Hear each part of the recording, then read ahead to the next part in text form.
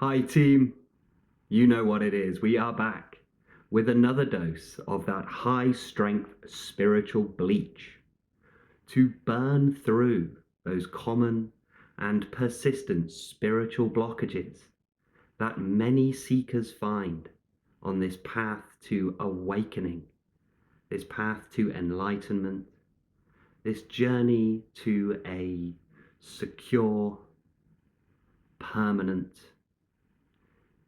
deeply satisfying, profoundly liberating inner peace, tranquility, serenity. I ordinarily begin these spiritual bleach episodes by speaking on how the blockage isn't really there. There's not actually such a thing as a spiritual blockage as such. It tends to just be a gap in understanding or a temporary flimsy veil that the mind creates. And that if believed in, if this old belief or habitual pattern of perceiving things is believed in, it manifests as what feels like an impediment towards our awakening, our enlightenment, our inner peace. But it's all just tricks. It's all just tricks of the mind. But this phenomena that I'd like to speak on today is perhaps slightly different.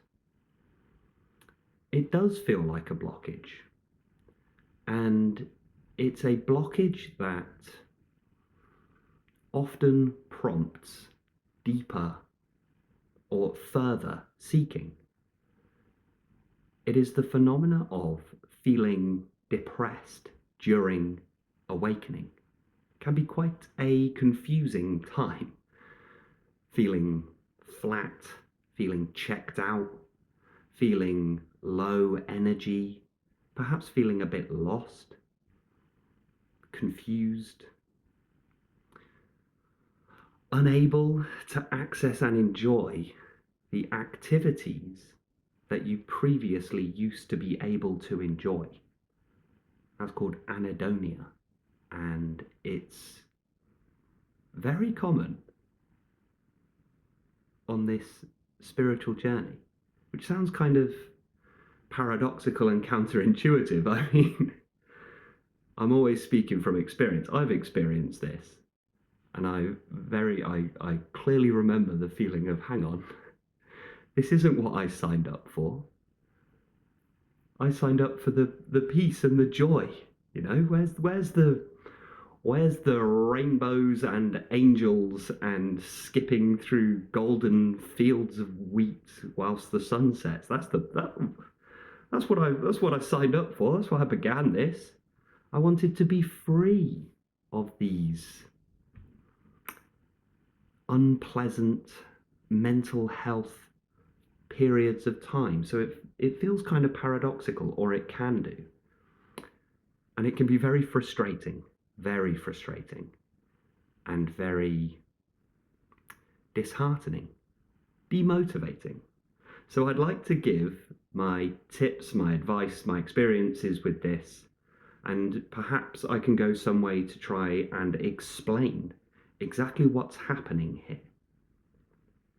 And if this is you, if you have found yourself in this space, this flat, empty, grey, confusing space, then the first thing I'd want to say is don't despair. Don't despair. Don't fall into a sense of giving up. Don't fall into a pattern of deciding, well, that's it then.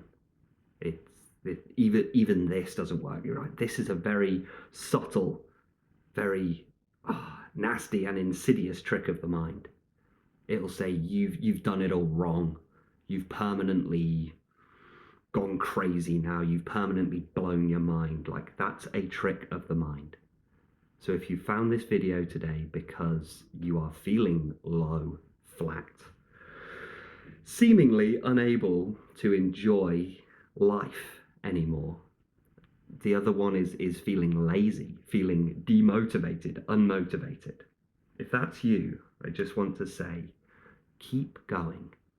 You're on the right path. And as we're going to unpack and pick apart through the rest of this video, we're going to see why exactly this is happening and hopefully just begin to move into the next phase of this. Because all that stuff about the peace and the bliss and the skipping through fields with the sunset, the angels and rainbows and all of that, it is coming. It is coming. And I would say, don't give up too soon. You may have come across the teachings about call off the search and things like that. I've said things like that, but don't call it off too soon. The great spiritual teacher Michael Jackson said, "Don't stop till you get enough."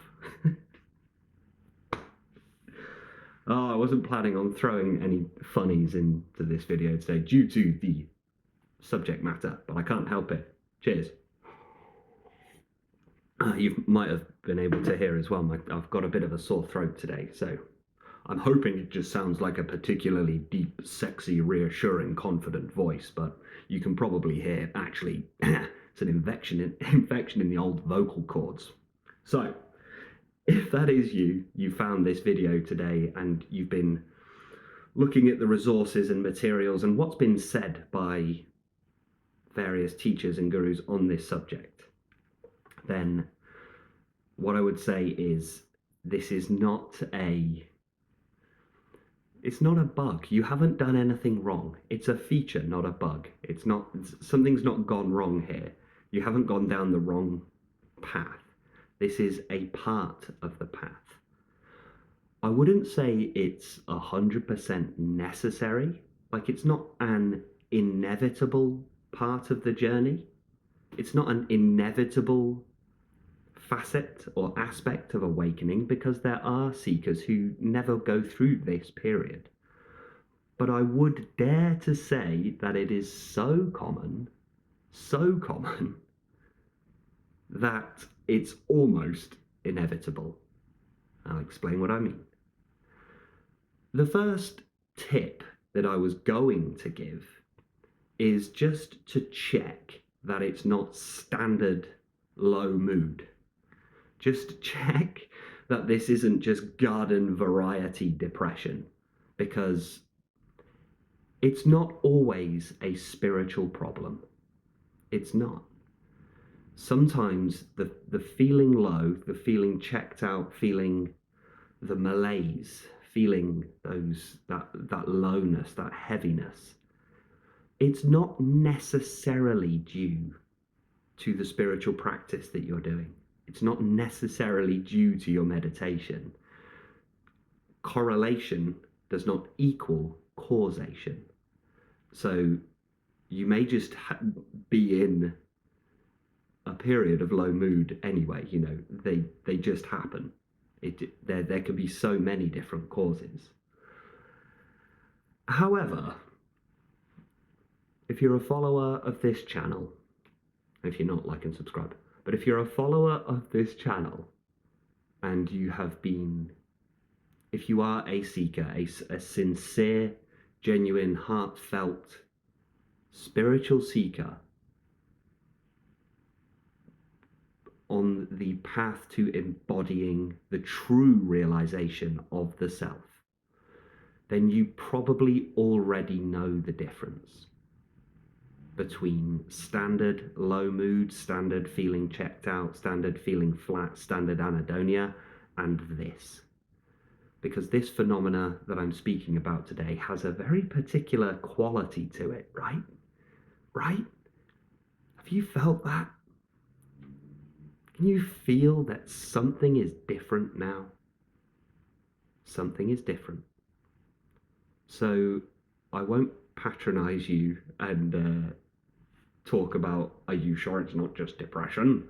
Because that's what other people will say, right? That's what the uninitiated will say. That is what low consciousness, unconscious beings will say. They'll do one of two things. They'll either say, no, it's nothing to do with anything like that. You're just depressed. They'll say that. Or even worse, they'll say, see, I told you you shouldn't be doing your meditation, you shouldn't be doing your spiritual practice thing. I told you, look what happens. Now you've gone, made yourself all depressed. Nah. They haven't got a clue. They haven't got a Scooby-Doo. UK rhyming slang there. Haven't got a Scooby-Doo means you haven't got a clue. They haven't got a Scooby, mate, is what I'm trying to say. So, if you're in this period, if you're in this period of low mood, don't speak to the people who do not have a Scooby-Doo. In fact, even if it is standard low mood and depression, there are certain people you absolutely should not open up to about it. It's often said, oh, you just need to talk about your emotions. It's like, yes, you do, but be very discerning about who you open up to. You open up to the wrong person and you will feel 10 times worse immediately. Speak to somebody who gets it, right? And they're rare, even when it's just standard garden variety low mood and depression, standard anhedonia, they're rare enough. But to find someone on the spiritual path who even understands the distinction between the two, even rarer still. So just be very discerning about the old Scooby-Doo gang and the mystery machine. But having said that, in my experience, and I can only speak to my own personal experience, it's going to manifest differently for everyone because we are an infinite number of expressions of the universal consciousness, right? So it's going to manifest differently for everyone. But something I have found helpful, some advice I found very useful very early on, is just double check to make sure that you are taking care of yourself. We don't want to neglect the body and neglect the apparent physical world just because we're on this spiritual path. Now, we may be less interested in those things because you are no longer seeking to manipulate, control, change the physical, external, and internal environment in order to become happy. On this path of awakening, what we're discovering is that peace and happiness is always there anyway. There's nothing we can do in the physical, external, or internal world to create the conditions that will result in permanent happiness. On this path, what we are finding is that peace and happiness is the very substance of which everything is made. The universe is made out of love. What a discovery that is. But upon that, we can end up falling into just abiding fully as love and peace and happiness, which is fantastic. But you can see what will start to happen here. You will begin to neglect your usual everyday activities, like all of them. Now we're trying to cease doing the egoic activities. We're trying to cease doing the activities that reinforce the sense of separation. We're trying to cease the activities and thinking patterns and habits that reinforce the false belief that you are a temporary, finite, individual, separate self, a kind of a brain encased in a meat exoskeleton. We're trying to get rid of that. But that doesn't mean we should stop showering. It doesn't mean we should stop trying to get good sleep. It doesn't mean we should stop trying to eat healthily. It doesn't mean we should stop speaking to people altogether. So that can be a very good first step to this. But look, I know that this is patronizing, all right? That's weird. I'm assuming that you're further down the line than this. Just checking in, make sure you've drank enough water, you've eaten enough food, you've slept okay. you've been speaking to close friends, things like that. Just check, because if you can tick all of those off, then that's great, then, isn't it? That means we can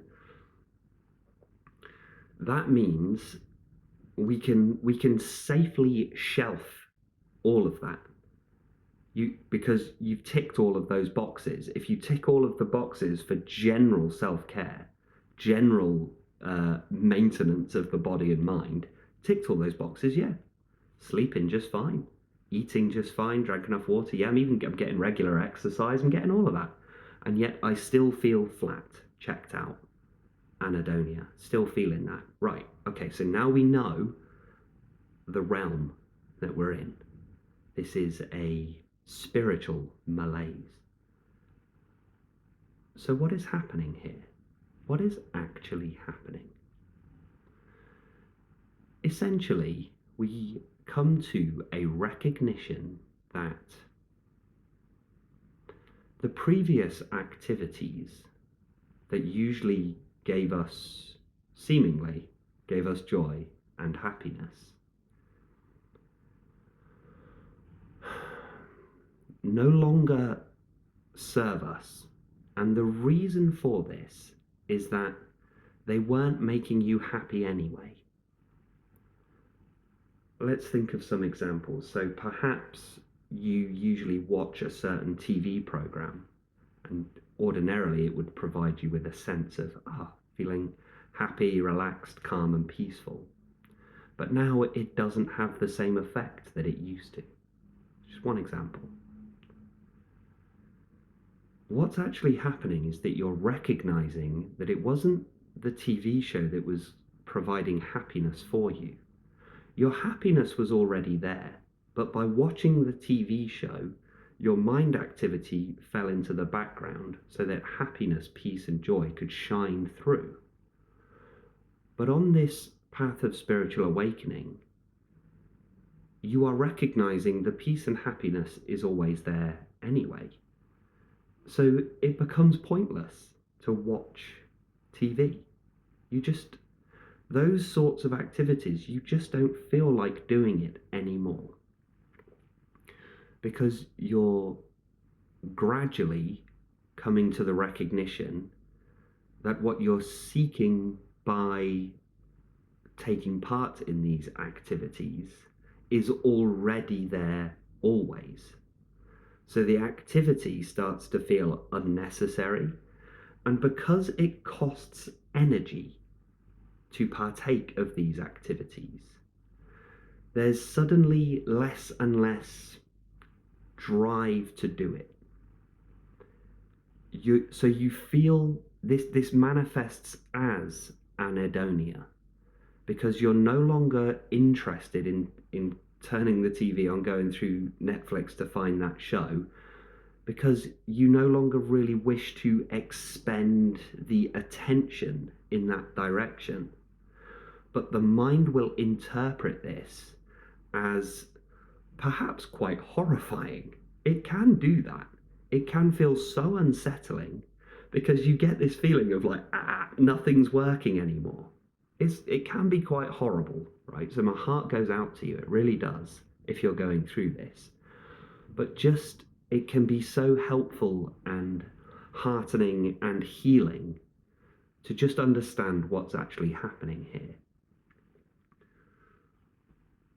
Previous to awakening and the spiritual journey, we have organized our lives around avoiding the present moment. We have organized our lives around avoiding simply abiding as the space of awareness, as the presence of being. And so a lot of the structures that we have created, how we've organized our lives to include these activities, these activities are actually reinforcing the sense of separation. So as the sense of separation is diminishing, naturally there will be less and less interest in those particular activities. And it can be very eye-opening. It can be quite a shock. There has to be a sense of letting go of certain things, which can be quite melancholy, and there may be, it may be necessary to go through a period of grief. Something I'd recommend as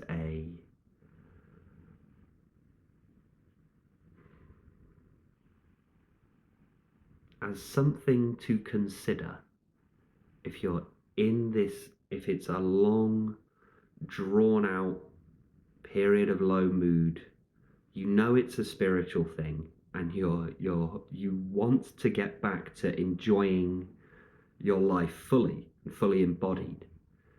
Well, to move into that space, to enjoy what is going to be, we have to grieve the loss of what we thought life was. We're not grieving an actual thing, but the grief is necessary. It's a part of the process. Grief is an expression of love and a clearing away of the old in order to make way for the new. But grief itself is it's entirely possible that that's what you're actually feeling. And you just feel this sort of curious, it's strange, it's a strange feeling. Just things just aren't as bright as they were, things aren't as vivid, I don't have the same emotional connection to things. It could be grief. It could either be that you are just currently in grief, and just check it out with yourself. Ask yourself, hang on a minute, is this grief? Am I grieving? Am I grieving the loss of what I thought life was?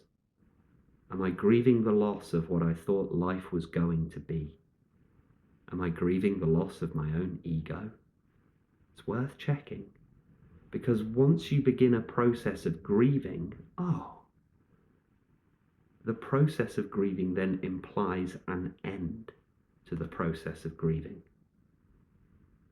And glimmers of joy can just begin to rise up and bubble up through that grief until moments, and then days, then weeks, then months, then years of that renewed vitality, the sense of newness. Those who will not slip beneath the still surface on the well of grief, turning down through its black waters to the place we cannot breathe. We'll never know the secret source from which we drink, the water cold and clear, nor find in the darkness glimmering the small round coins thrown by those who wished for something else. The Well of Grief by David White. So perhaps this period of low mood, this period of just sadness, anhedonia, is either grief itself or a repressed grief. It is possible. But understanding why the vast majority of people do these enjoyable activities anyway is actually a kind of a trick of perception. We do certain activities because it temporarily divests us of the sense of separation. When we do certain activities, our recreation activities, to let go of the usual suffering of the mind. But upon recognizing these activities just are not actually necessary, because the freedom, the peace, the joy, it's already there. And that is a big part of what this freedom actually is. When you really come to the permanent stillness, it's because that freedom, that liberation is the recognition that you don't need to do anything to be happy. You don't have to have anything to be happy. you're already happy. And you're no longer so fearful. You don't have to avoid certain situations or people or anything. You're free from the energy of constantly trying to avoid things because it doesn't matter. It doesn't matter what happens, and it doesn't matter what you do. You're happy anyway. So if you are struggling to enjoy certain things, just recognizing what you were enjoying in that activity was actually just the temporary removal of the sense of separation.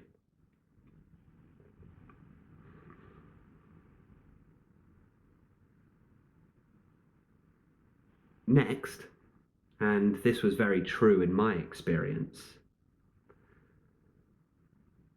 don't neglect the emotion work part of the spiritual awakening. I was trying for a very long time, which was a necessary stage, was to just disappear completely, just to vanish from all of this. And it worked very well for a very long time. But this exact phenomena of feeling low, feeling checked out, feeling flat, but weirdly at peace. So this is how it manifested for me. Things were very flat. Like the emotions, I wasn't feeling much in the way of like happiness and joy, but I was fully at peace. It was so weird. It was so weird. It really was odd. But I mean, for me, and I can only speak to myself, but for me, I had a deep recognition of, okay, so maybe I'm feeling flat, but I feel so truly at peace, so calm. And that calmness, that peace, the tranquility, the serenity, even though it was a bit grey and a bit blank, it was 100 times better than my previous state. My previous state was anxiety, stress, rage, anger. There was lots. You know, I'd spent 10 years as an alcoholic, right? And then another 10 years trying to undo all of that damage. There was a lot of powerful, frantic, dark energy related to all of that. It was not a pleasant or comfortable existence at all. And so when I'd entered this space of just muted, I will say, it's like you turn the saturation down on an image. You know, you have a still image, you take the saturation all the way down, grey. That's kind of how it was. But on the deepest level, I recognized, there is peace here, and that is better. So there is partly, I have to have some courage in saying this, but just check with yourself and say, is this space here? Is it so bad? Really? Compared to how things were, there's a reason you started this path in the first place. Can you remember what you were trying to distance yourself from? Can you remember the psychological suffering that you've been trying to heal from, that you've been trying to awaken from? Can you remember how bad it was? And if you compare that to this space of feeling flat, which is worse? So there's just that. And I'm not saying that to be, oh well, it's better than it was before. Like it could be worse. It's because that's not helpful. That's not healthy. But it is to say,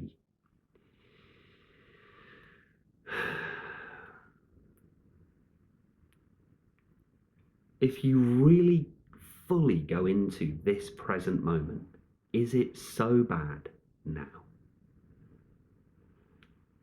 And that can help us to stop looking back and going, I wish I could go back to the way things were. That's a mistake. Because we look at the past with rose-tinted glasses, right? But if you can really remember what it was like, separation, it's hell. Separated from the light of the universe, separated from God, separated from reality. It's hell, shadow, darkness. Whereas now, we may not have the same colour and vibrancy,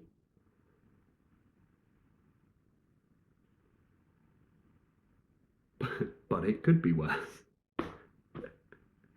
It could be. So that's one thing. So I recognised that I was in that peace and stillness, but I was longing to have a bit of that emotional vibrancy come back up. I wanted to turn the saturation back up on the image. And I recognized that I was refusing to feel certain emotions because in my spiritual practice, I'd been disengaging from the ego identity, but naturally that also came with an avoidance of emotion. And so I went so far away that I was actually actively avoiding and repressing emotion. So just a little tip that just a gentle beginning to turn back towards just emotion in general. Something that it is crucial to understand in emotional healing, all emotional healing, whatever the discipline is that you're engaged in, this process of healing, is that when you repress one emotion, you repress them all. If you have something deep and dark in your being that you are refusing to feel, the rest of the emotion spectrum will also be repressed, suppressed, depressed. There's a reason we use this word depression. If you depress one emotion, you depress all emotions. When you turn the saturation down on an image, you're not just choosing one particular color to get rid of. You're not taking the saturation of one color. When you turn that saturation down, the whole image goes gray.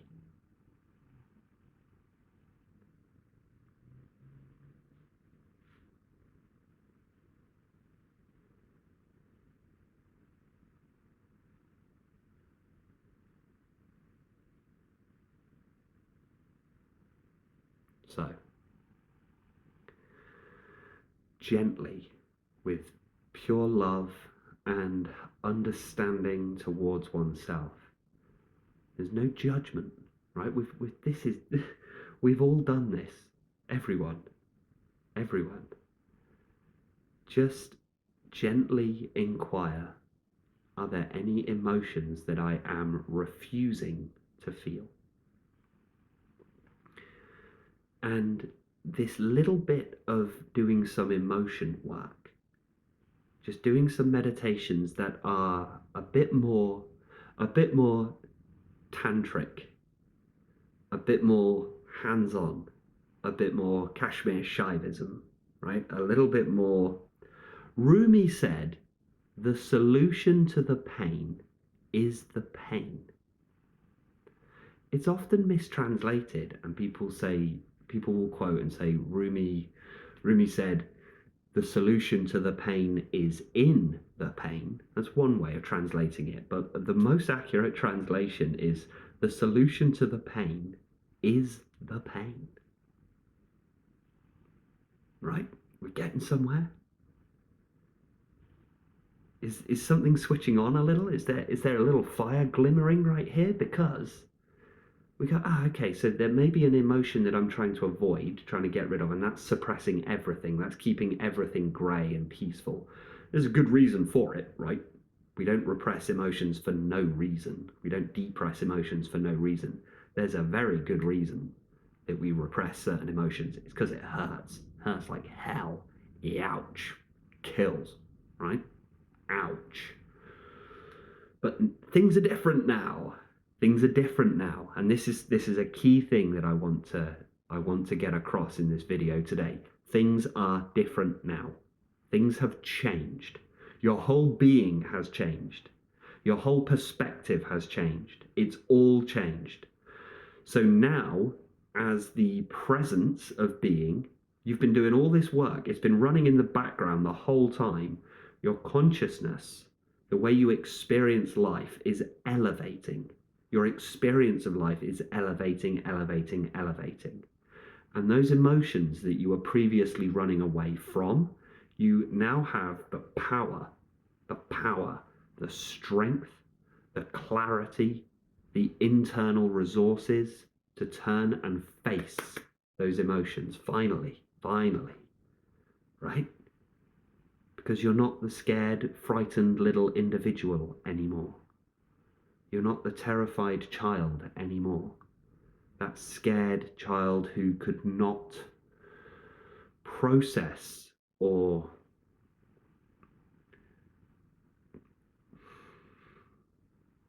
handle those emotions in a healthy way. Child can't do it. A temporary, finite, separate self can't do it.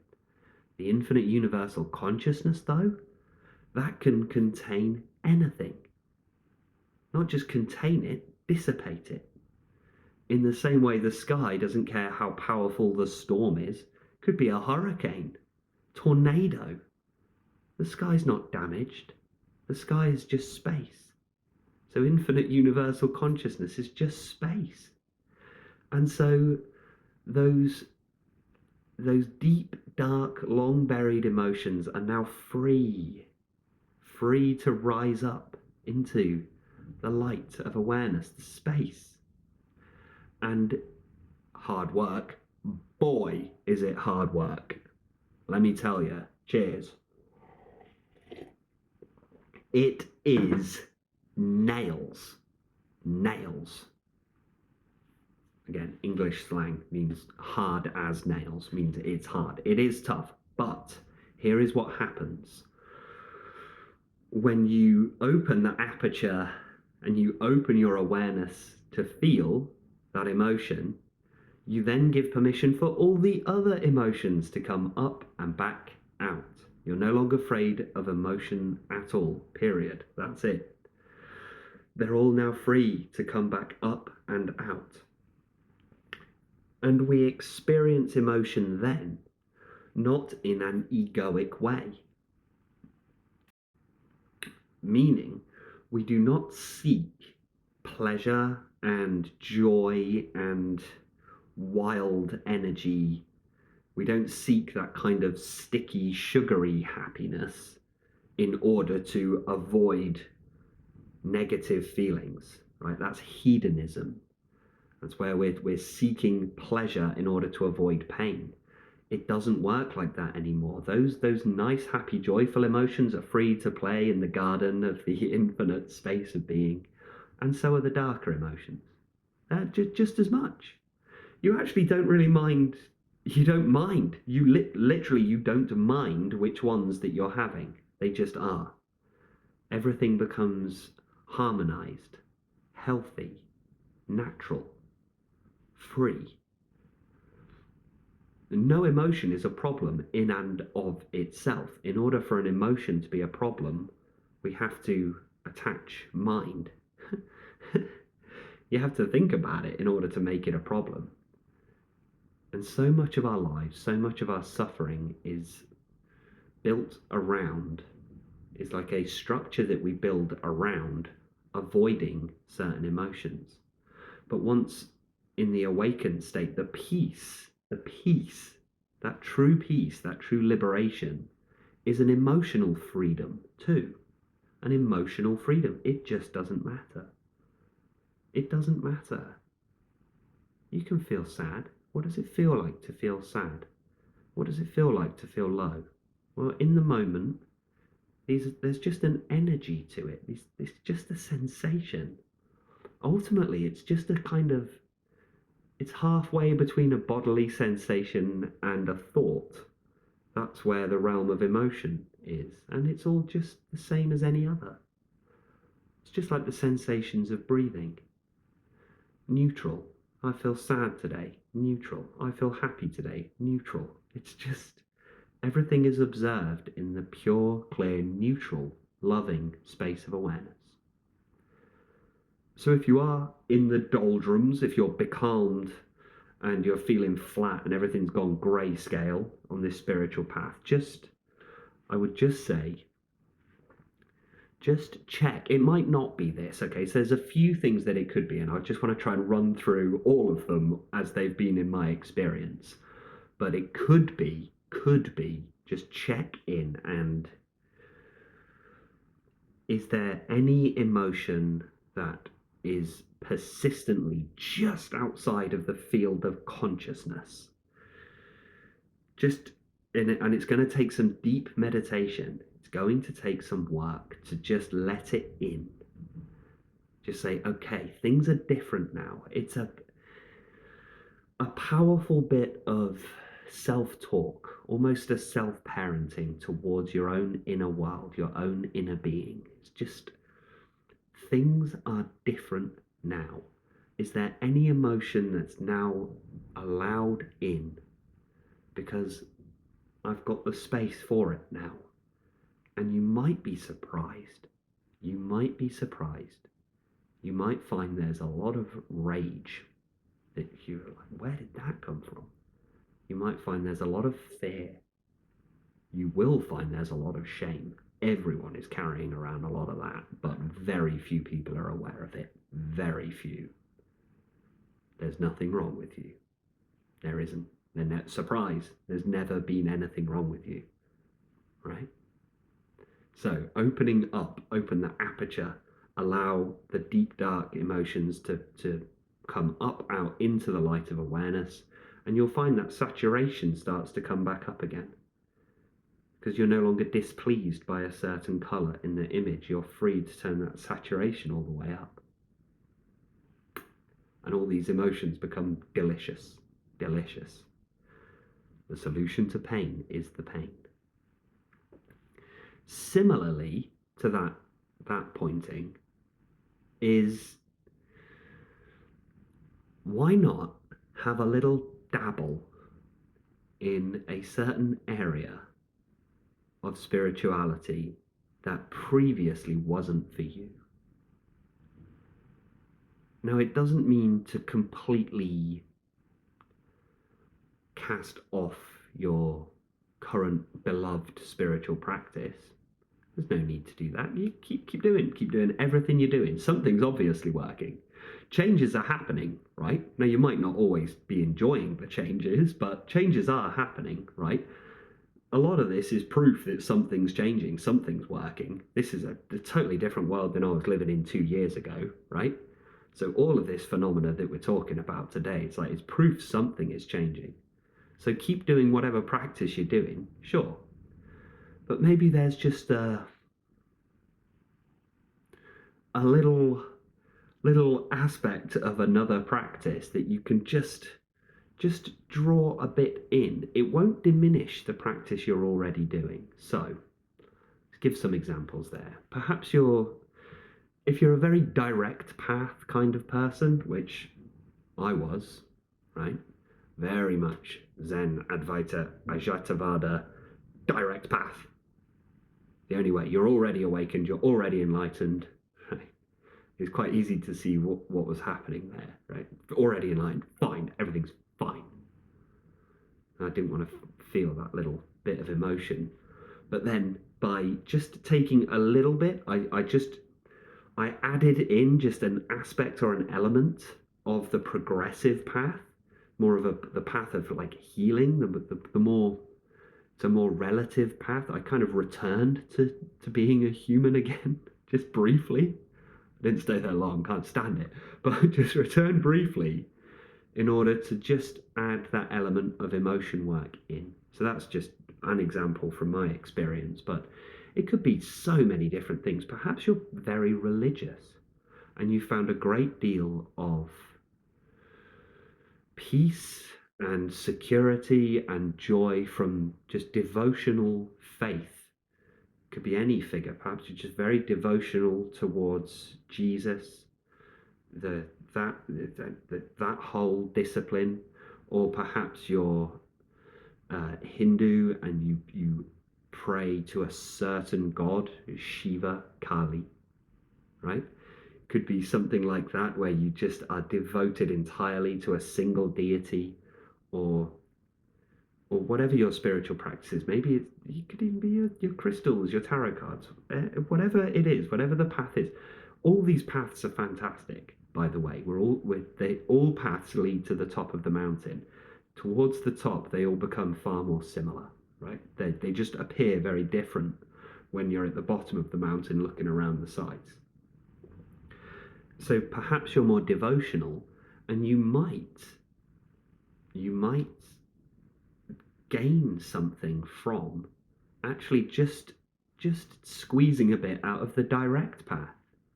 Wouldn't it be nice to forget all of these stages and everything? Wouldn't it be nice to forget the devotional stuff? Wouldn't it be nice to stop trying to force gratitude?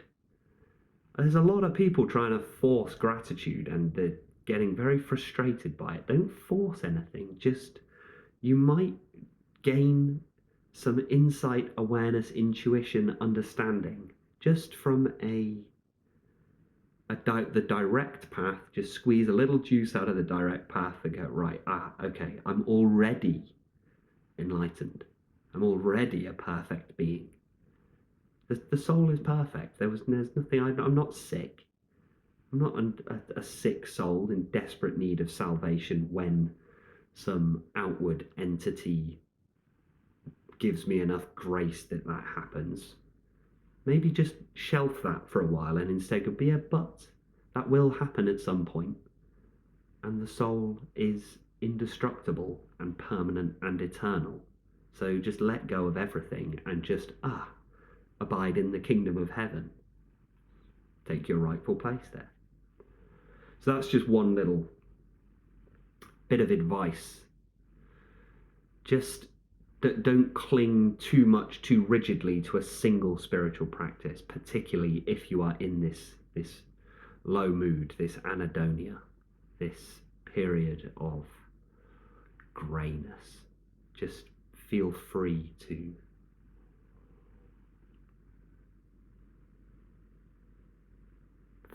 try everything, right? Things are different now. You have freedom. Your old belief structures are falling away. So we don't have to be too rigid in any belief system at all. Cash in, right? Cash in a little bit of your spiritual discipline. Cash in some of the juice of what you've been working towards. That little bit of extra freedom, that little bit of extra joy, cash it in. Do something with it. Explore a little. I'll be back in one sec. I just need to use the lower section. On the subject of cashing in, and also on the same principle of things are different now, why not utilize some of that newfound serenity and confidence, which is an inevitable benefit of spiritual practice? Why not take that and try some new activities, expanding? This can be hard because obviously if you're feeling a bit flat, it can be hard to go and, I don't know, start a new knitting group or join a rugby club. That's not what I mean. That's not what I mean. What I mean is, just because things are different now, try things that ordinarily there were too many barriers in the way. So you might find you used to think going to the gym, not a chance. Too many people, too much noise. I'd feel too self-conscious. I'd feel, I've got this poor self-image, got this low self-esteem. So going to a gym is like unthinkable. But try again. Try now. You'll be surprised. You'll be surprised at the amount of things that used to bother you that just don't bother you anymore. And this is where a huge amount of joy and freedom will start to flower within you. Because you'll recognize, wow, now I can access something like the gym. Just go along to that. The other day, I don't know why this has just come to mind, but I was, it's England, right, where the weather changes like that. Okay, so I was just walking down the street and it was supposed to be bright sunny day.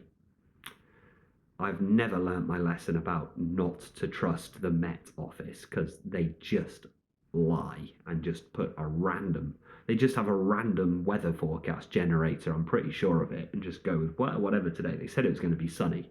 Anyway, walking down the street and suddenly rain clouds immediately and starts opening up. I was walking and then I realised I'm outside a cafe. I was like, oh, okay, well, I'll wait out the rain by just jumping into a cafe.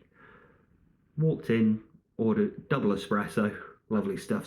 Sort your boy out with a little double espresso here. I'll sit on this little single table. I've got my Zen poem book out. I don't know if you have it to hand. Or do I? 1 second.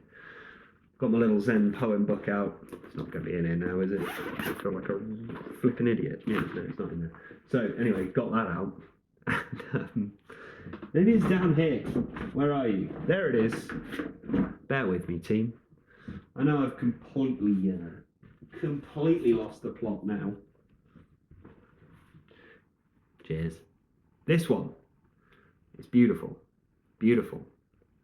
Every Man's Library pocketbooks. Highly recommend it. It's a dog ear. I mean, it's beautiful. Anyway, sat and read from my Zen poem book with a double espresso. And by the way, one of my favourite poems, Zen poems, is The Long Night. The monkey dreams how to catch hold of the moon.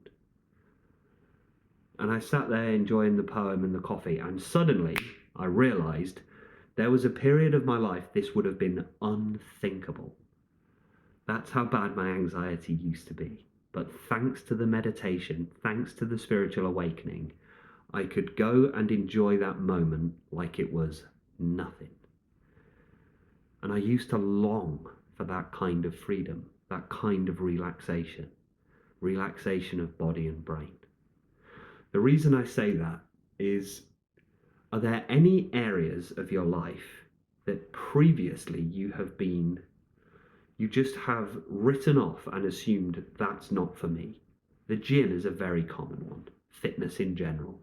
Maybe not the gym, maybe just going for a run.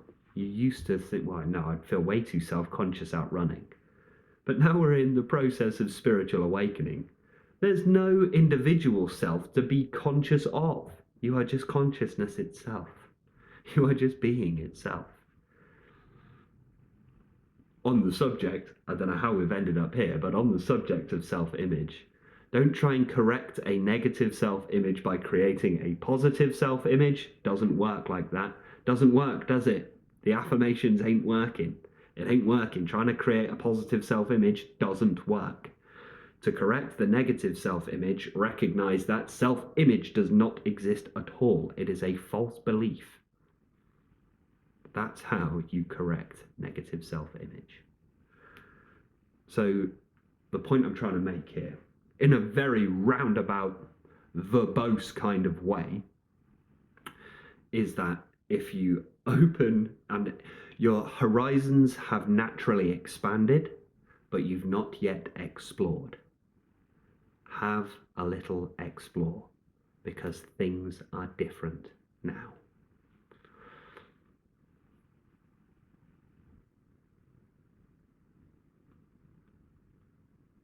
So simple that I always run the risk of sounding patronizing, I know.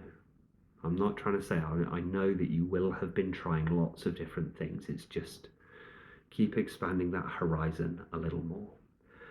The final point that I want to make here, the very last one, is kind of a tricky one, kind of a subtle one, but understanding these deeply ingrained mind habits and patterns in this modern world culture that we have,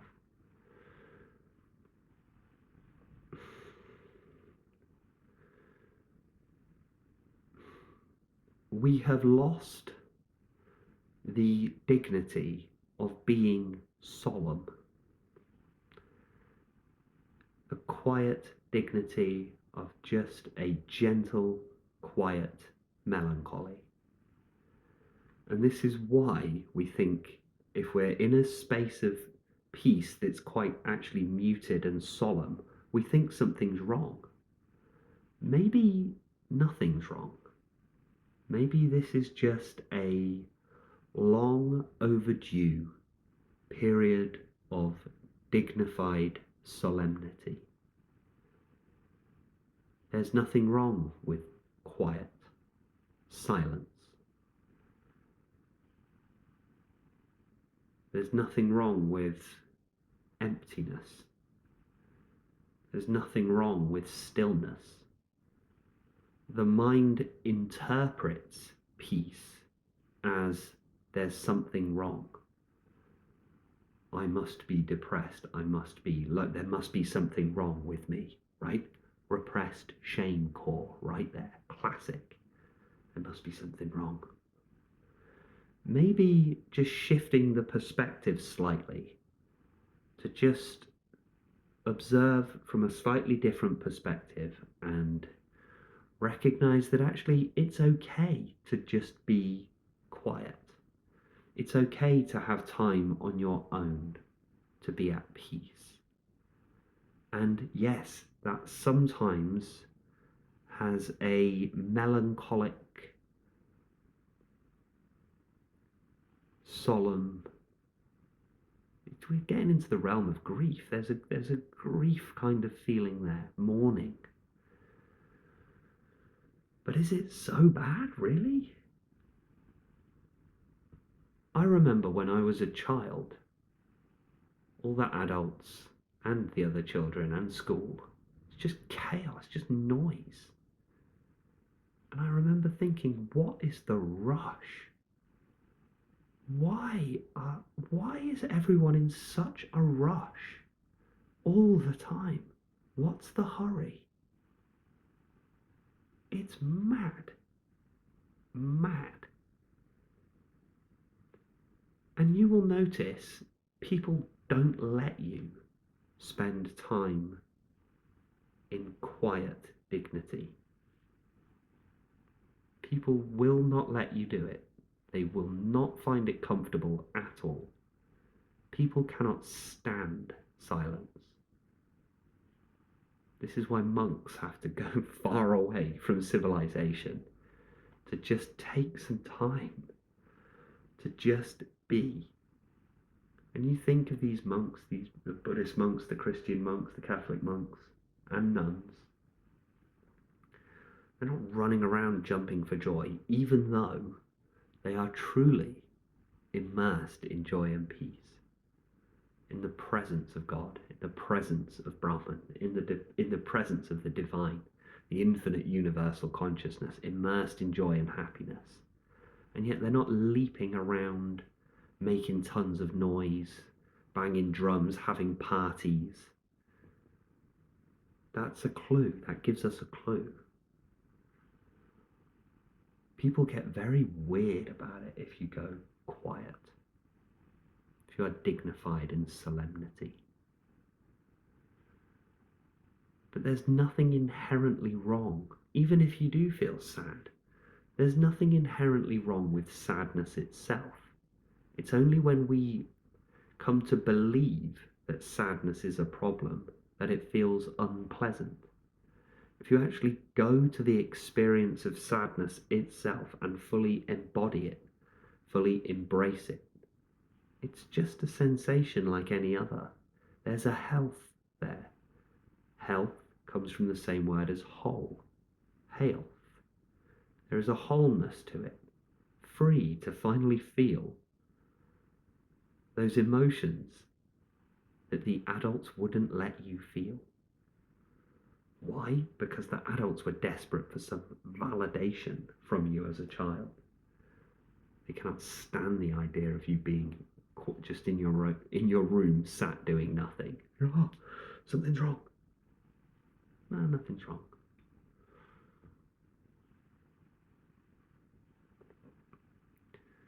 So as you sit in that quiet dignity and just accepting and allowing, just always coming back to that true presence of the awareness of being, recognizing the old way of doing things is passing. It's not going to work anymore, is it? You're just coming to that recognition. Gently, gradually, slowly, just coming to the recognition that old way of doing things, those old activities, those old relationships, that old way of living my life, it doesn't work anymore. Just an acceptance of this, and that dignified, solemn, perhaps some grief is involved in just right. Just allow those old structures to be dismantled. And don't interrupt that dismantling process. It's naturally just falling away. And you will find that these structures dismantle not due to any of your own activity, but the universe is on your side. The fact that you're losing interest in these activities and relationships is actually helping you. It's helping you to release from the egoic identity. It's helping you to move away from your old patterns of behavior. If you still enjoyed your old patterns of behavior, it would be far more likely that you keep sliding back into it, sliding back down the mountain, backsliding, right? If you still enjoyed all of that cheap, nasty, tawdry, worldly activity, if you were still enjoying it, you'd be more likely to engage in it. So perhaps this disinterest in those activities, although it's manifesting as a kind of low mood and depression, it could actually be helping you. It could be a sign that the universe is on your side, that it's moving you out of that gently, slowly, just moving you away from those old structures. Why? Because the new structures are being built, and soon you will be moving in and inhabiting the new structures. But as the old structures, activities, people, relationships, jobs, whatever, as that is dismantled and is falling away, the new structures are being built. But in this period, you're in neither. Could be limbo. But have a little faith and courage that soon you will be inhabiting a new world. And I cannot tell you the profound extent to which it truly is a new world. But just understand, maybe it's loading. Have you ever seen a loading screen on a on a computer game? Just your new life, the new world is loading. Maybe it's at like 67%, and so you're there like, come on. But it'll load quicker the more you can drop away the old structures. Another analogy might be that you've just come to realize that the area of land that you were given to cultivate, you've been trying to grow a certain kind of crop. Let's say parsnips. Don't know why. But this ground just happens to, it yields some parsnips, but not many. And you've tried season after season after season, and this is representing here your old life that just wasn't working really. It just didn't work. It wasn't satisfying. It wasn't even if you had some success, it wasn't fulfilling you. That's the old way of doing things. That was growing the parsnips, that year after year after year after year, there's some crop, just enough to keep endeavoring to try, but sooner or later, the writing is on the wall, and you go, it's just this doesn't work. I've tried. You've tried. You've tried as hard as you possibly can. It doesn't work. And so one year you decide, that's the last time I try and grow parsnips. You just decide, you just come to a gentle recognition, and there's just a solemnity to it. It is not a giving up. You're not giving up. You're not saying I don't want to farm anymore. I give up with this whole growing process is a load of nonsense. No, that's not what you're saying. Instead, it's just a rational, reasonable, kind of sad decision that this way of doing things just ain't working. I'm not gonna waste another year. I'm not gonna waste any more of my time and resources trying to grow something out of the ground that just isn't going to grow.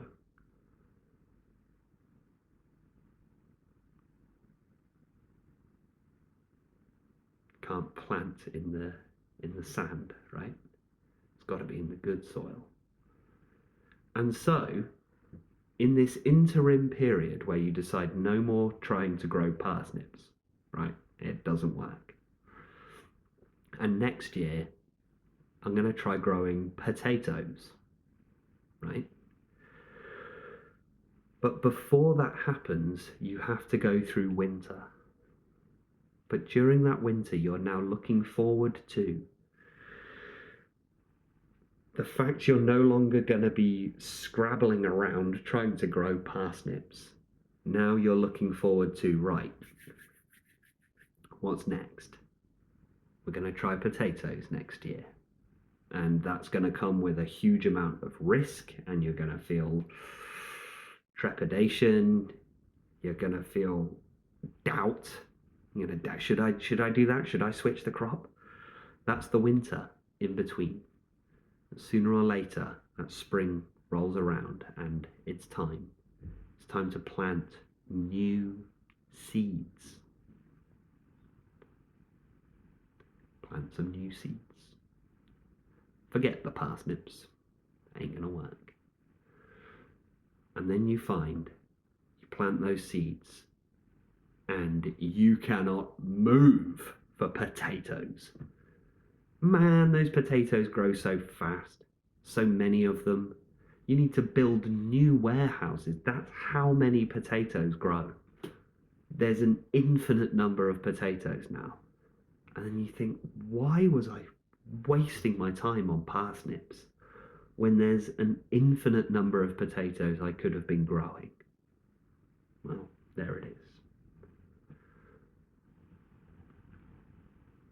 So as the metaphor and analogy there, the old way wasn't working. You feel low and flat because it's the winter in between the two. What's just down the road, just around the corner, is a new life, bright, vibrant, filled with joy, filled with fewer friends, but true friends. You realize those old relationships, they weren't real friends. It wasn't real family. They weren't real. But these new people, they're healthy. They're good. They're good people. And they want you on the team. They want you. You were blind to those people before because you were carrying all that shame and guilt, and you feel like you don't deserve close relationship. But now all of that parsnip rubbish is gone. You recognize, oh, there are good people out there, and those good people do want this nourishing, healthy relationship. And slowly, slowly, slowly, slowly, the vibrancy of life returns. The saturation goes up on that image, slowly. You wouldn't want it to happen too fast. If it happened too fast, you'd make mistakes. If those potatoes grew too fast, you wouldn't have enough warehouses. And so a lot of those potatoes would go to waste. I'm getting quite attached to this farm. I feel like going farming for potatoes now, but during the winter, you build that warehouse.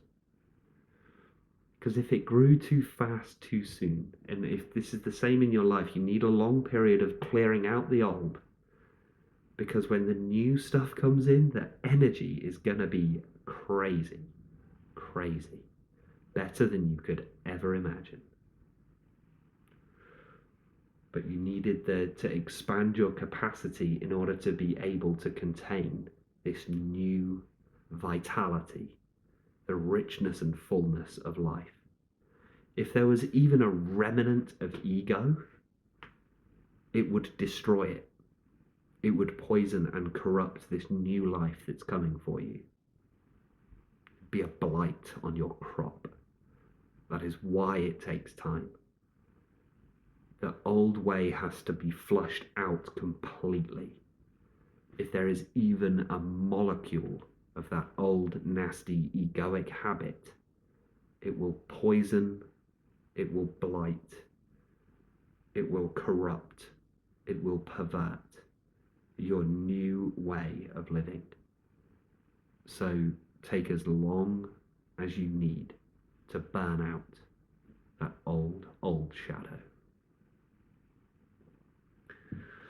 I think that's everything today, team. Thank you so much for listening. Sorry that, again, went on way longer than usual. In fact, it is usual now. All my videos are ridiculously long. I don't mean them to be. I try to keep everything to under 20 minutes to let you into the behind the scenes there. Should be less than 20 minutes now. Well, whatever. If there's more to say, there's more to say. You know, it is what it is. Anyway, don't forget to hit like and subscribe on the way out. Cheers. And channel memberships are available if you want to support me and my work and gain access to my exclusive guided meditations and premium talks. They are available in the channel membership. In the channel membership, you also gain access to the Discord chat rooms, where we have a community of like-minded individuals committed to awakening, enlightening, the spiritual path, spiritual progress, healing. And we're all over there waiting for you, right? That whole community, even if you don't join the channel membership, don't do the Discord. The worldwide spiritual Sangha, the community, has always been there. And all we're doing is waiting just for you to just flourish, flower, and grow up into the loving wholeness, the good folk, the good people. All waiting for you. Do not lose heart on the spiritual path. You are doing great work, great work.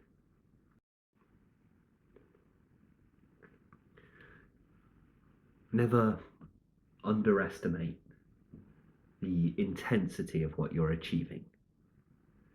This isn't just picking up a new hobby, right? You're transcending human suffering. To do something as intense, significant, auspicious, profound as that, it's going to be a bumpy ride on the way out. Take care. Be well.